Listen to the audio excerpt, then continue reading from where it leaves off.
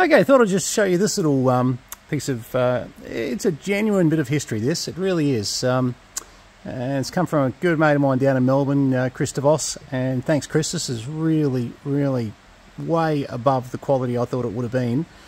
Not that, you know, there's any complaints for anything you've ever sent me before. You've sent me some really nice stuff, but this one really, really beats everything else by a mile. I'm a bit of a B&K Precision guy, so I have quite a collection of my own personal B&K gear. You'll see us now and again sell a bit of it off, you know, that we get, you know, over and above what we need. But of course, you know, when something comes up that's B&K that matches all the other stuff we've got, I'm sort of compelled to give it a bit of a look at. Absolutely. Anyway, I'm just setting this up just on a simple radio that we saw in the video last night. We're just mucking around with, and I'm just knocking a bit of signal into it at the moment. And now this has quite a bit of attenuation. You can attenuate way past what this receiver needs. But say if I want to check the 6 dB attenuation here. Now where's my clarifier? Sorry. So when you attenuate, being an older thing, you'll find the frequency will change a little bit. Two ways of fixing that, either on the fine attenuator. See, it's just seeing the load. So now if I put in 16 dB attenuation, you'll see again, but look how down it is now. Look at that, beautiful attenuation. It's exactly what you want to see. And I've only just turned this on, so it's, you know, it's probably far from stable yet. It probably stabilises a little bit better in time, because you'll see we're getting a little bit of drift there. But when I pull that out and I reset this here, certainly enough to see whether or not a receiver is working. And generally with any sort of signal generator, that's really all you want. You just want to be able to, number one, see, is it receiving on the frequency? So at the moment, you know, we're on that top scale, 27, we're just above 27 to 26, sorry, actually we're at 26 on that scale, so I might have to calibrate that scale just a little bit. Let me just have a look at that, just in case we're on an image. That can happen, but no, okay, I think there's another image of it. And be careful of that, because sometimes you'll get an image of it. It's still quite useful, to be honest, doesn't matter. Probably down here. Yeah, you'll get an image down here somewhere. Anyway, so what I was about to show you, I've just got to maybe calibrate that a little bit. By the same token, it's certainly giving me a good enough gauge. I don't need to know that I'm exactly on 27,355 for this particular test. All I need to know is that I've got some signal, and then I can attenuate that signal and still see the attenuation. So we see the difference there between number one and 6 dB in, and we put another 10 dB in, and it gets really down there. And see how it's warming up, it's not even moving frequency now. But certainly doing the job beautifully there. And look, they do have a calibrator that you can set up to, but I don't think I'd bother. I've got to be very honest. I think for what this is doing, I would just sort of say, well, hey, you know, working fine. And let's have a look here. Oh, no, I'm not modulating, of course. But, sorry, just to go through what some of it does do. Let's turn that modulation carrier down. And we'll put it there. And so I'm just learning myself at the moment. There, you're all off. Good. Yep. Okay, so now to go through the bands, A through to E. So basically, you know, your A band is getting you from the start over here at 10 megs through to 37 up there. And basically you can, oh, is that? Hang on, just let me check that before I tell you something wrong. Because I just want to check. I go, yeah. Just trying to see if I can actually hear it there on that 27. There it is. There it is there. Okay. Now, whether that's calibrated or not,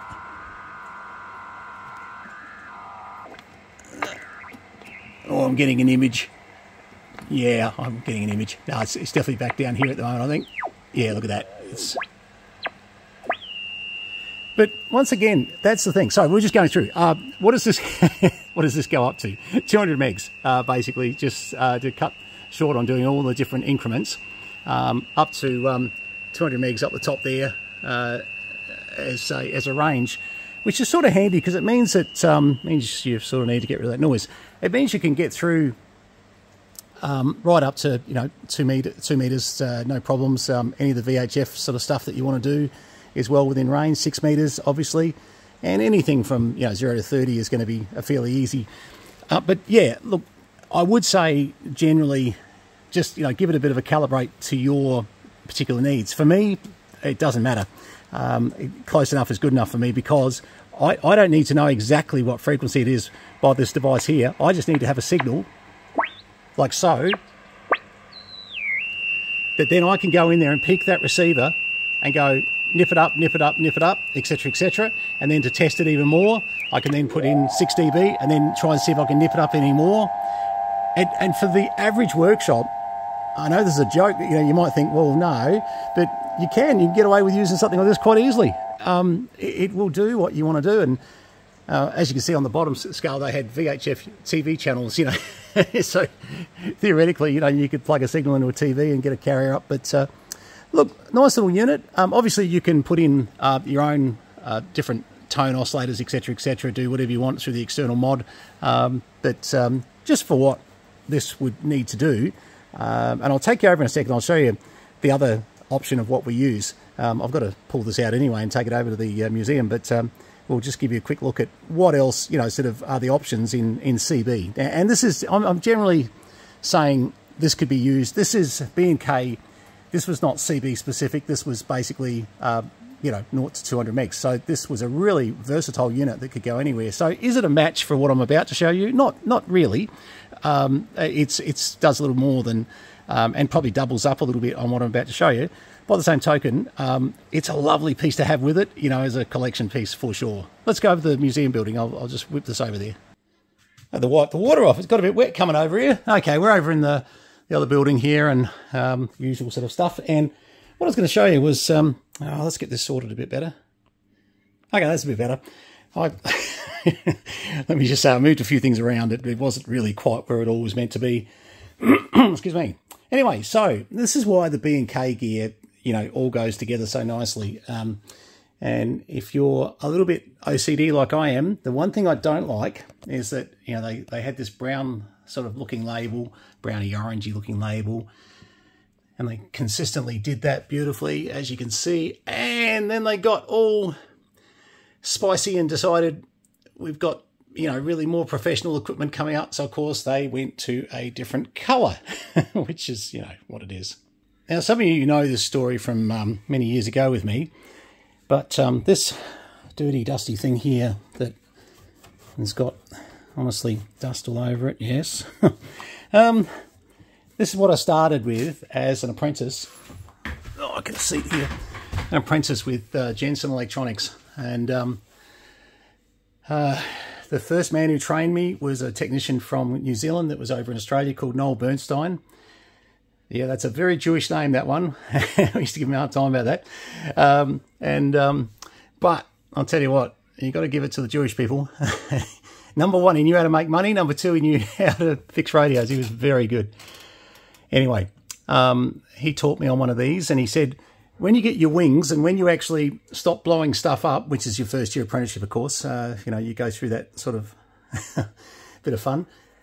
He said, we'll give you something else, which was an IFR 1200S. I haven't got one of those in here. There's one in the other room, actually. Just trying to think. I've got a couple of those lying around. Anyway, most of you know what an IFR 1200S is.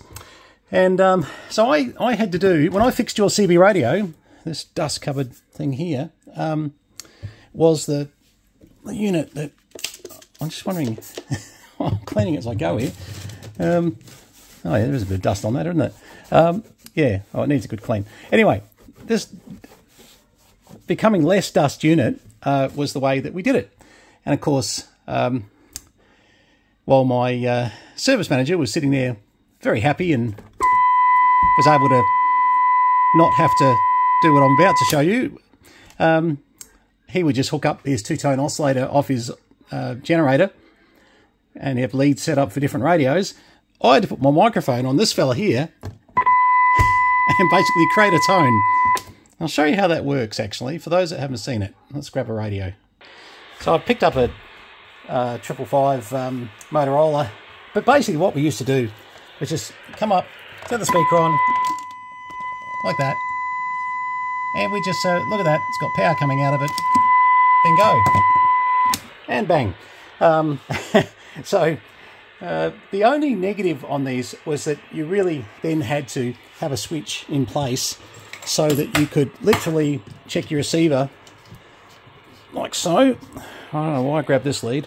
I'm out in the museum, so all the leads are back in the other room, the workshop and the... But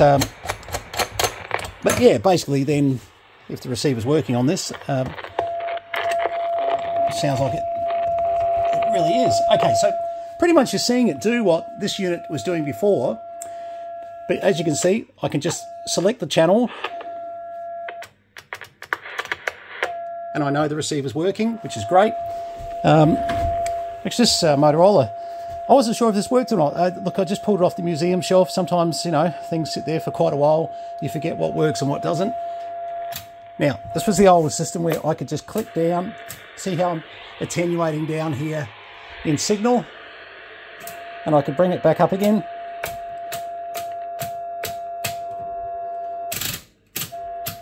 So really, all you ever needed to fix a CB radio, in the fact that you've got an ability to look at the transmitter RF output, make sure that it's actually modulating and doing what it should do. You've got a decent, oh sorry, that's not going to read that very well, a decent watt meter on there. And that was on a 50 watt scale before, so that was probably doing about 20 watts. You've got your audio here for your two-tone oscillator. And that's on two-tone there. Oh, you can just do a 1 kilohertz. All right, so that's 1 kilohertz there, and then two-tone there. And pretty much, yeah, just chuck it on there and bingo. And that does it. So, you know, this was a great system to be able to have a bit of a play with if you didn't want to become a full-fledged tech and play with amateur radios and, you know, just really wanted to, you know, align and do a few bits and pieces on Transmit RX. Now, of course, your frequency counters, that 1801, the top one, which is the older by a mile, that actually is a good little counter. It is absolutely sufficient if you are trying to tune and set up oscillators on any CB radio. I would not suggest you start with one of these.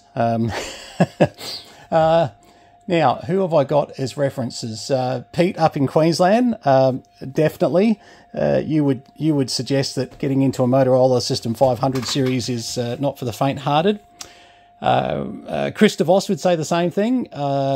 Graham, yep. I'm trying to think who would agree that these are a pain to work on. But the legend of all legends that would tell you to run from fixing one of these would have to be Mike from Mike's CB Radio Repairs in the US. I've seen him do magic with Motorola's. I learned a lot from him, but I'll tell you what, every time I get into one, you've got to pull so much down to get to places. Look, they're brilliant when they're working, and obviously this is working, which is great, but they're not brilliant when they're not working. They can be. So if you're chasing a Motorola, look, these are really hard to get. But, you know, just be aware that, you know, they are a little troublesome, you know, and just you need to be a little bit, I'm sure. Oh, by the way, now, sorry, on the Motorola, a lot of people were asking me, what was the Extend all about? The Extend was like a processor. So basically, when you went from CB to Extend, it was still in CB. It just gave you a bit of a processor. Pretty sure that's what it was. Now I need to test it. I went to test and I grabbed the microphone. I thought, aha, that was the other thing you've got to be careful of. Be careful you're not in your... they'll take a little bit of power into them, these things. But, you know, don't go hitting them with 100 watts or anything like that. They don't like it very much at all. Yeah, I'd have to change over the lead to do that. But yeah, pretty sure that it was the Extend that was the processor on these things. Anyway, it's a little bit off the subject. All right, but yeah, look, if you ever get a chance to get your hands on one of these, the 2040, probably with the 1040 is the combination. A lot of the other bits, you don't necessarily have to get B&K. You could, you know, sort of get really anything. And once again, this is for somebody who wants to do way outside of just CB radio. Very much that was just a HF unit. This went up to about 1.2 gigs, did it? Yeah, 1.2. So 1.2 gigs on that one. So they were quite respectable for doing pretty much anything on. Anyway, well, at least we learnt this thing's receiving and transmitting.